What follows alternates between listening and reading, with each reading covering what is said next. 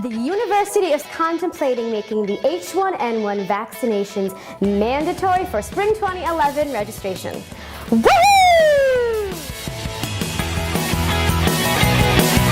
The swine flu is actually a version of the influenza A virus. According to the Johns Hopkins Medicine website, it got its name, the swine flu, because many of the genes in this new virus were similar to the genes in the virus found in pigs in North America. You see, there are many different versions of the influenza A virus. Let's say you're one of these happy little strains of the influenza A. You might like pigs, or whales, or ducks, or chickens, or horses, or seals. If you were the H1N1 influenza A virus, you would like humans. And you like humans, yes you do, yes you do, yes you do. So you're saying, what's with this whole pandemic thing? A flu that affects people, I understand. But according to the WHO, I mean the World Health Organization, it must have 3 criteria. First, the disease must be completely new to the population. Hey, nice to meet you!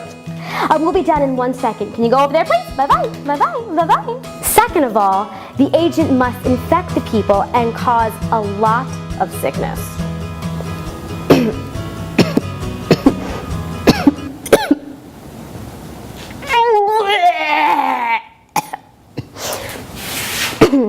Excuse me. Then, that agent must be easily spread amongst the population. The H1N1 was actually a really big deal. It was a pandemic. People got sick. No, I mean really sick. Some people even died. But this is something that can happen with any sickness, even the regular flu. What made the swine flu different was it affected those not in the typical danger zone, which are the really young or the really old. The swine flu danger zone were actually those ages 19 through 24, basically your typical college student. The change our administration is looking to make is requiring students to provide proof of receiving the influenza A vaccination. More hoops to jump through, I know. Through a dangerous hoop of fire. But think about it. Influenza is a respiratory illness that sickens millions of people each year and can cause serious complications. And like I said earlier, it affects those ages 19 through 24. Students are more likely to get infected at school, where infections are very easy to spread. They may take that infection from the classroom and bring it home and share it to a pool of contacts there.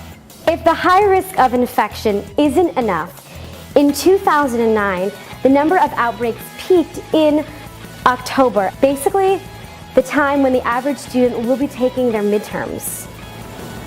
Fortunately, the flu vaccination, available in flu shot or nasal spray, is a great way to protect you.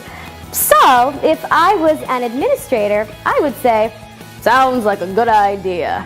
But what do the students think? No, I didn't, because I went and got the shot, and I didn't get sick. I did, and it really sucked. I was sick for at least a week. I don't even remember. Puking my brains out, everything. It was horrible. Yeah, actually, I experienced it, but not personally. I had my roommate got sick, and he was throwing up, and he was in the bathroom for a good week. It was really nasty. I was in bed with 104 fever for almost a week, and I was pretty close to dying there towards the end. I needed to go to the hospital and everything. Yes, I got the H1N1 vaccination last year. So glad I did. Both my parents got sick and almost died last year because of H1N1. Not this year, but I did last year. After I got sick. Yes, I did get the H1N1 vaccination last year, but I didn't get the shot. I got the nasal spray. It was like easy. It's great. And I didn't get sick.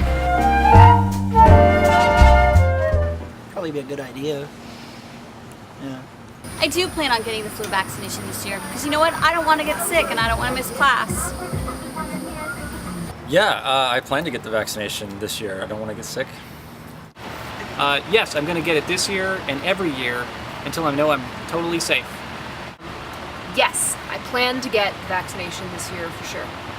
Yes, absolutely. I will be getting the H1N1 vaccination this year. Having the swine flu sucks, but getting the vaccination doesn't suck. It's just another way for our administration to keep us fat and happy. No, I don't mean happy and fat. I mean that we won't be getting fat because we won't be throwing up all the time. I don't know. Requiring students to get the H1N1 vaccination is just another way that our administration is showing that they care. Help us show them that you support this change by sending a quick email. Thanks, and we'll see you next week.